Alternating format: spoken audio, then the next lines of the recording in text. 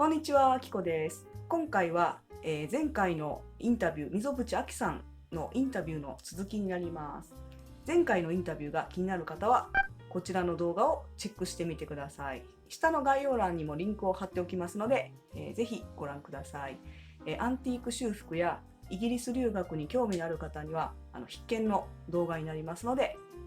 ぜひチェックしてみてください。じゃあ行ってみよう。次の質問に、どうやったらこの仕事に就けるんでしょうか。修復？イギリスで？聞きたい人いるかなと。イギリス、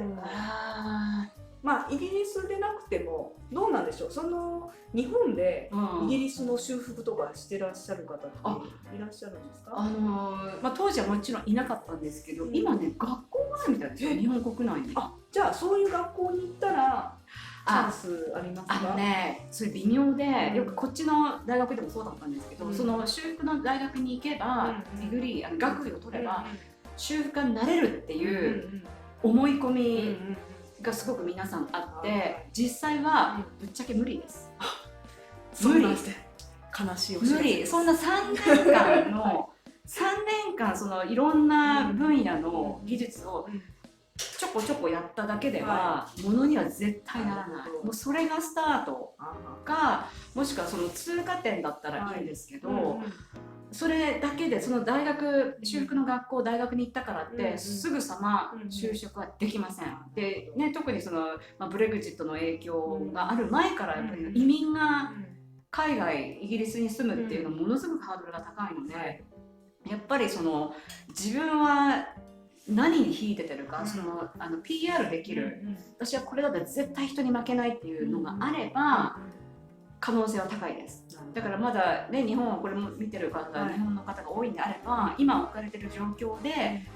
できる限りのことをやる、なんかそのすごくなんか居心地の悪い職場だったりもするかもしれないんですけど、そこで学べることって絶対あるので、メンタル的なことでも。で、基本的にそこが嫌だから留学、そこが嫌だから修復じゃなくて、ここまでやりきったっていうなんか達成感のもとに来た方が絶対いいです。それは本当に言える。海外に来たからってものにはほぼなりません。やっぱり強い、ある意味強い人だけが残ってくんで、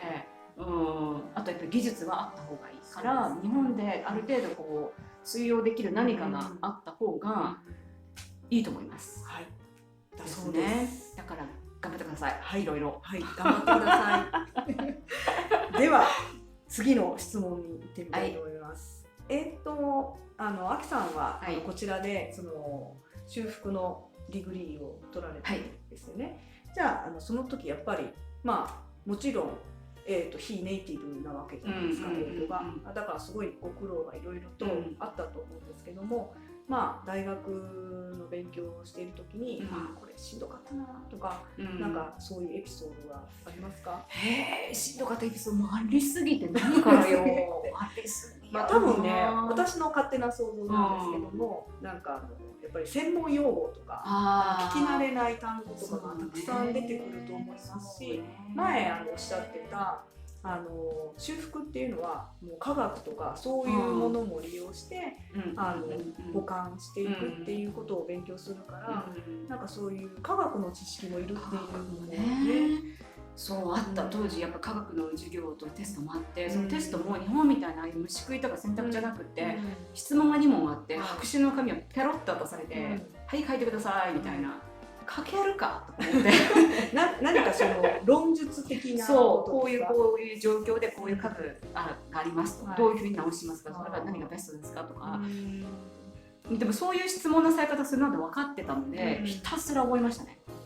ひたすら覚えたりとか、あと授業も当時カセットテープですよね。スマホなんてないので、プチッとしてレコーディングするやつで撮って家帰って聞くとか、あと当時その大学の図書館が夜10時まで空いてたので、ひたすら勉強しました。だから生まれて初めて勉強しましたね。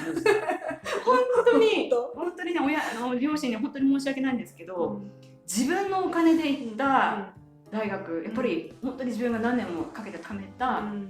お金で来たので、1円も1ポンドも無駄にしないぞって、もうこれ逃したらやばいと思って本気で勉強しましたね。生まれて初めて勉強した。本当にその時はアルバイトとかもされてたんですか？一切してないんですけど、せずに本当にねこれは親に頭が上がらないなと思うんですけど、最初する予定だったんですよ。でも父ができる限りの援助をするからバイトしないで頑張れって言って、最初はもう単価までいかないんですけども、援助はいりません、自分でやりますって来たのに、そういうこと言ってくれて、でも大学3年生ぐらいになったらもう資金が底ついちゃって、ですよね。イギリス高いじゃないですか、いろいろ。でしかもちょっと誤算だったのが道具を買わなきゃいけないっていうこと、家具、その卒業生活に必要な家具も自分で買わなきゃいけなくて、そんなのしてたらもうパーッとかな飛んでて、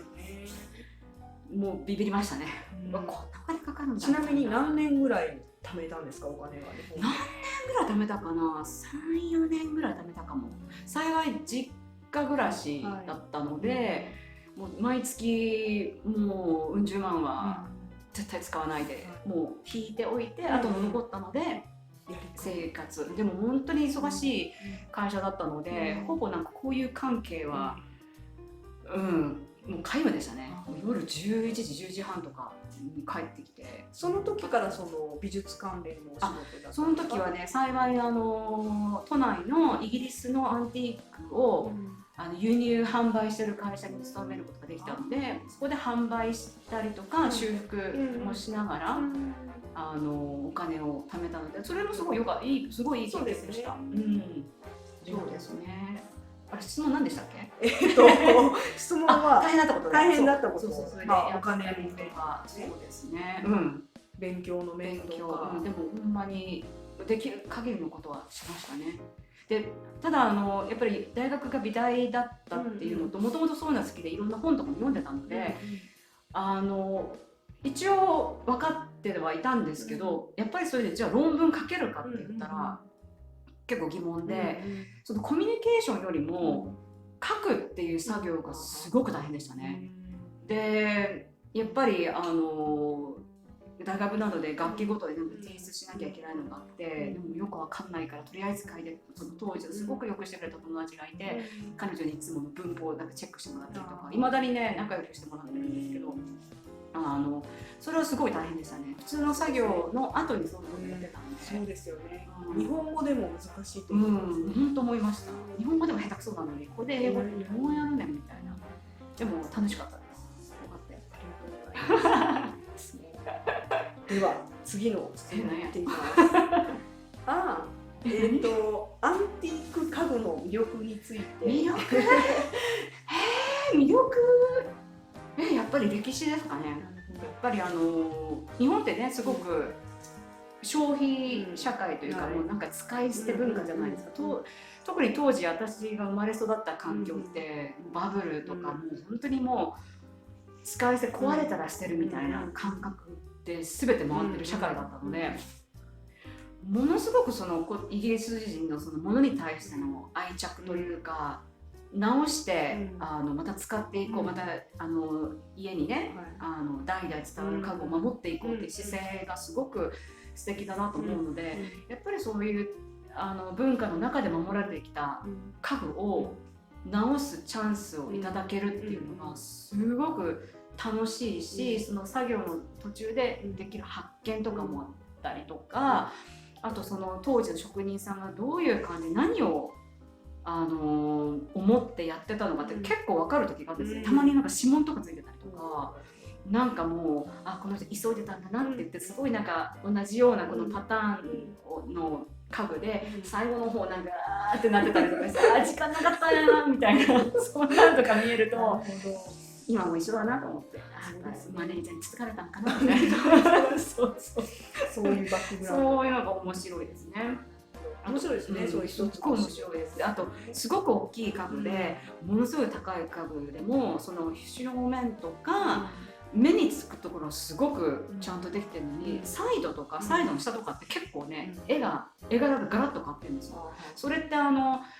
よくオイルペインティング、油画と一緒で、やっぱりそのマスターが一番うまいとこ目のとこやっであとは弟子になられてるとか、そういう感じでその差とかが見えたりして、あれも面白いですね。面白いです。で途中でもう顔がすごい変わってたりとか、この前やったラッカーの仕事なんてすごいですよ。その登場人物っていうか、その絵にいる人が一人フレディ・マーキュリーみたいな人がいて、ひげがこんなになってて、うわーとか思って、まあ当時ねそんな人はいないからなんだけど、そういうなんか面白いなんか発見とか、ああいうのはなんか見てて面白いですね。なんかその職人のやり取りがこう聞こえてきそうな、あんな感じ。すごい歴史の音が聞こえるそうです。ものはいいよね。いいですね。かっこいいですね。はい、いかがだったでしょうか。今回のインタビューもいろいろ楽しいお話を聞くことができました。次の動画で完結編になりますので、次の動画もぜひ、チェックしてみてください。では、この動画が面白かったという方はぜひいいねボタンをお願いいたします。サブスクライブもどうぞよろしくお願いします。じゃあ皆さん、さようなら。バイバイ。